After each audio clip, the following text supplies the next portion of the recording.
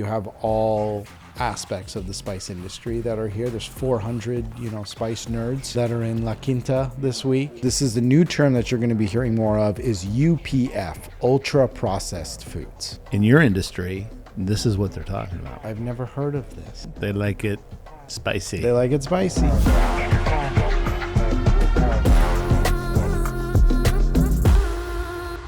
Today's a little bit different. Yeah. We are out in Palm Springs. La Quinta. La Quinta specifically. Yep. We are at the 2026 American Spice Trade Association annual meeting. ASTA. ASTA. Yeah, and we thought there's some people from out of town that we can take this opportunity to meet them, educate our audience on their portion of this whole spice shoot some trade. Episodes. This is a really cool meeting because you have all facets of the spice industry. It's about 400 people here. The meeting bounces kind of between coasts. Last year was in Savannah, Georgia. That's when I got you that cool Masters swag. Yep. Thank you for that. And then, so this year it's in our backyard. So we figured, hey, pack up the crew, road trip. We're out here. Everybody's here. We rented a nice party Airbnb. Yeah. Kind of move stuff around. Typical Palm Springs fashion, very Art Deco. Very Art Deco, but the backyard is nice. Jacuzzi, pool, privacy. We're right next to, we're like 3 minutes from the resort. La Quinta Resort. So it's not too far to ask people to come. Yeah. So we have a full slate tomorrow of podcast it's cool because recording. We're going to be able to talk to all aspects of the spice industry, from the farmers, the growers, the suppliers in country, to distributors like High Quality Organics, and then our customers are even here. We're doing this as a market update. Yeah. So we're getting heavy in the business on this episode. Correct. Right? And in a sense of, you were telling me that you've already been to one of the meetings, right? So we got here a little bit earlier. We got the studio set up, and you went to a breakout on... It was the Science and Regulatory meeting. What do they do? So Science and Regulatory, this is actually a new committee for me. So this is my first time joining this meeting. So it was all on updates for laws that are being passed with specific regard to the food industry. Yep. And then there was a breakout session in which there was a panel discussion all on pesticides. We've been talking about that recently on the show, so that's pesticides are a big deal. They're a big deal. This conference is largely regulated, or I should say influenced, by the MAHA movement. Make America healthy again. Make America healthy again. And there's a lot of changes, that are happening from our food pyramid, being reconstructed, to, especially what impacts us here in this industry are rules and regulations around what is allowed, or more importantly, not allowed in the food industry. So is it getting stricter because of that, at least in spices? Okay. It is. A lot more things are being eliminated. So I have some updates I can sounds share that with you. I want to put one more thing in perspective. You're like the organic guy here, right? I am. So this is for not just organic people. This is for conventional. 90% of the presentations that we'll attend, the conversations, the symposiums, et cetera, is going to be around the conventional spice industry. Cool. Organics is a small sliver.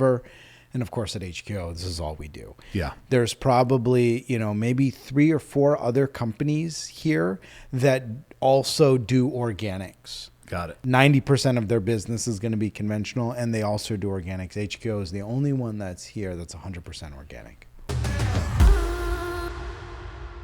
First one are some new laws that are going into effect. Many substances are being banned in states. Texas, Louisiana, and Mississippi. They are banning a number of substances, obviously artificial dyes, additives. But this one was especially interesting. This is PPO, propylene oxide. Okay. So much like its cousin ETO, it is used in the conventional spice industry as a kill step. All right. So that being banned, it immediately makes me think, okay, so I know that they're not going to just switch over to organics, but steam sterilization, which we are, installing at HQO, is going to become more prevalent as a kill step. An option for them. For the conventional industry to have a kill step that's not PPO or ETO. Boom. That's good for business at HQO. Hopefully. Like it. Schools. Okay. So school lunch, school foods. This is the new term that you're going to be hearing more of is UPF, ultra processed foods. Okay.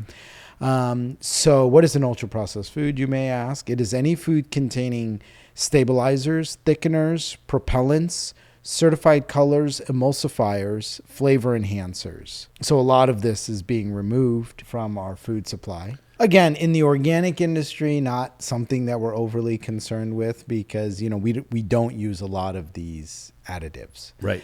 So I just thought, especially with the removal of these certified colors, which is yellow dye number 5 and all this kind of stuff, certainly an opportunity for the spice industry at large to be using natural colors, turmeric, for that yellow golden color, paprika for that red brownish color. So I think spice industry at large, can step up on the color side of things and help with some reformulations. Okay. Heavy metals. Heavy metals really got put on the map. Remember when we did the cinnamon episode? Yep. Where there was a company that was participating in economically motivated adulteration, where they were adding lead chromate to cinnamon to boost the color, and I think possibly the weight as well. And so everybody got hyper focused on heavy metals. Heavy metals have been around for a while. We live in California, so you go into any public building, government building, you see Prop 65 warnings talking about heavy metal maybe in the lead paint or within the structure.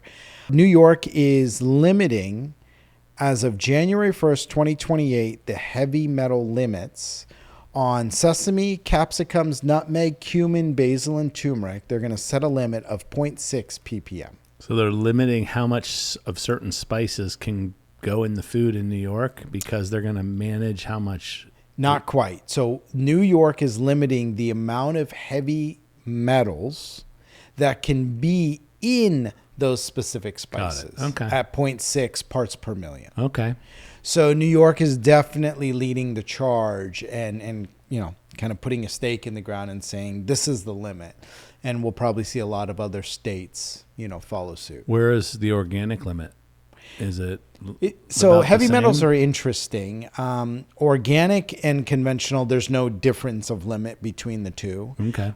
It really has to do with let's take turmeric as an example. If I'm selling turmeric to a customer and my customer is selling turmeric as a spice that would go in food, the daily dose is going to be very, very small. Therefore, the heavy metal limit can be higher because you're using such a small amount if you're using it as a spice. Yep. However, if you're using turmeric and it's going into a latte or a smoothie or some sort of health drink in which you're putting a couple of teaspoons or tablespoons in, you're ingesting a much higher concentration.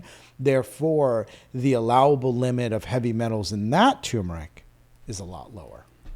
How are they going to enforce all this is the question. It's all about, daily usage and what that company is putting on their label as, recommended daily use. Sure. And so it's a very complicated situation. Yep.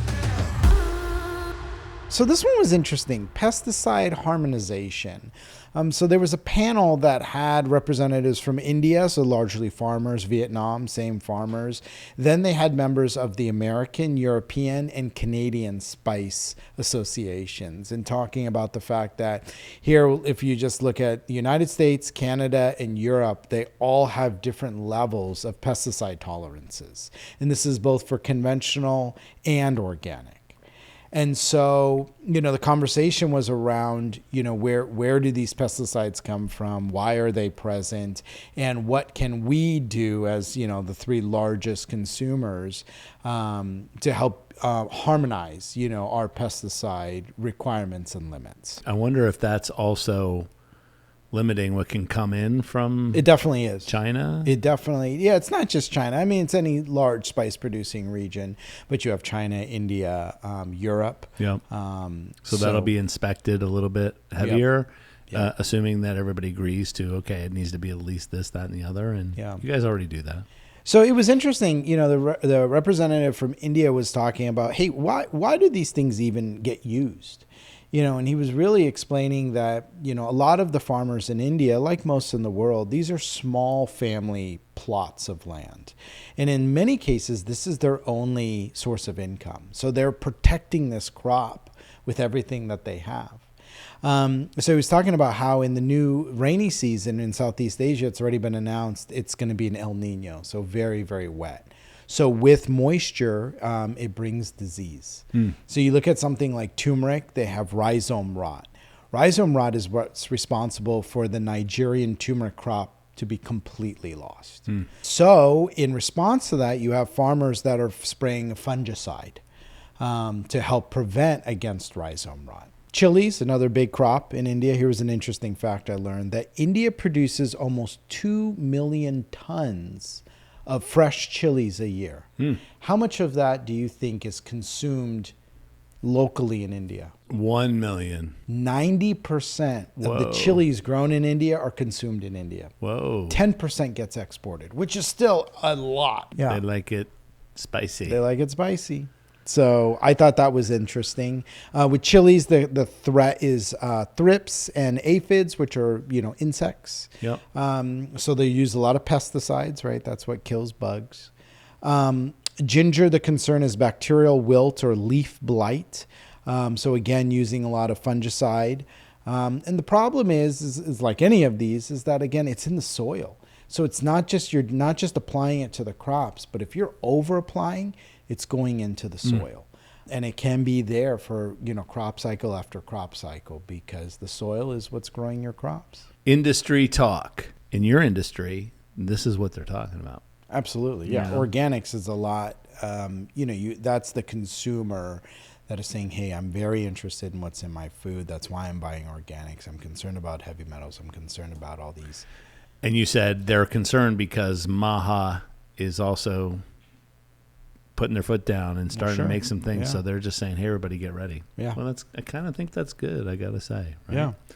So what are other breakouts that you're going to go to while you're here? There is one tomorrow that I'm especially interested in. And a large part of this industry, we use the word forecasting. Yeah. Said differently, it is educated guessing.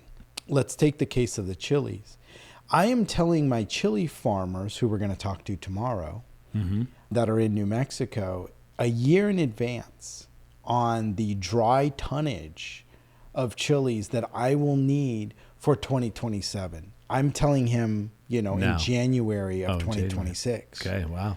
So one of the conferences or one of the breakout sessions is all about using AI as predictive modeling to not only forecast your needs, your customers' needs, but more importantly, we'll talk often about crop failures. So how can we use, national weather patterns to predict when and where a crop failure is going to happen and how to pivot before it has impact? Yeah. So this is something that we're looking to build at HQO. AI, baby. AI, yeah. All right. So you're going to go to the conference and figure out how to AI it up. That's good. What else? Do you do dinners and lunches and you meet with clients? Yeah. So I think the cool part of this conference is that, as I'd mentioned, you have all aspects of the spice industry that are here. There's 400, spice nerds that are in La Quinta this week. We learned how many 400 of something is. It's a lot. Right? It's a lot. Can we tell them the story? Yeah, let's tell them. So Jonathan HQO is sponsoring the bag drop, or what would you call it? Amenity kit, they call it. Yeah, or the room drop is what they would say. So at the convention, everybody that checks into the hotel is going to get a little something from Jonathan and HQO. So we came up with something pretty creative, a nice little bag of goodies that stars Lesser Evil because they're a client, and Redmond's Relight because they're a client. And then gummy worms because we wanted to feature your steam sterilization tools. So you have to come up with 400 of them. And we were like, we'll get Max, Michelle, and you and I to bag them up. Yeah. Dude, it took a while. We thought we were going to get it done in an hour. An hour. It took us 2 days. And we thought we were going to throw them in the back of Max's car. Yeah. And it took us 3 cars.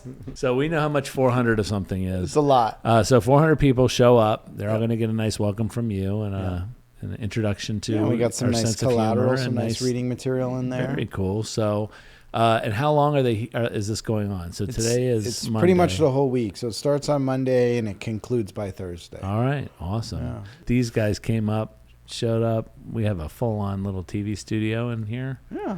The people that own this Airbnb, if they're watching us, they're like, what the hell are they doing in there, right? First thing you do when you go to Airbnb, you gotta hit up a Costco. Oh, right. Exactly. Yeah. We went in and had to get some groceries, and then Bethany found your product. No salt. No salt. So see that's Kirkland's no salt there at Costco, and you guys make that blend. That's where we make this blend. Yes, we do.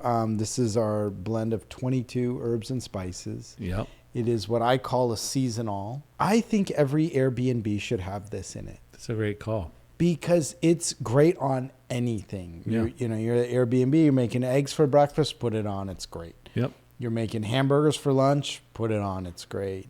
Pasta for dinner, spice it up. I think this is HQ or Kirkland should work out a deal with Airbnb. That's a great idea. Why don't we put that deal together? You can do it. All right.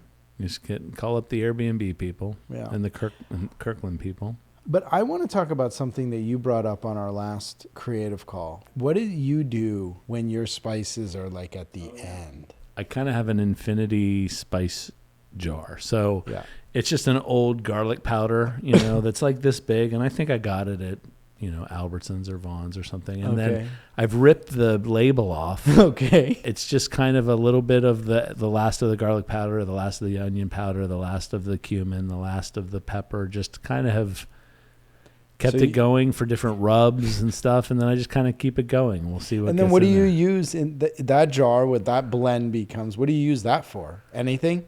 Yeah, I use it for everything. I use it for most of my poultry and meat. Like I use it like a rub, and I mean, I'm not putting cinnamon in it. Yeah. It's more savory. And making sure that it's in the world. Yeah, I got you. So thyme might get in there. Italian seasoning. Okay. Lemon pepper could get in there. I think those are all kind of. I've never heard of this. We should check out the spice rack here in the Airbnb. For sure. I mean, I think, Bethany's here, so we can do some fun social media stuff. I've been filming a little here and there. Yeah. We'll rate the spice rack here. And that's it. First market update on location. Yeah. Rip a Band-Aid off, get one out of the way. And then tomorrow is another day. All right. Thanks, guys. See ya.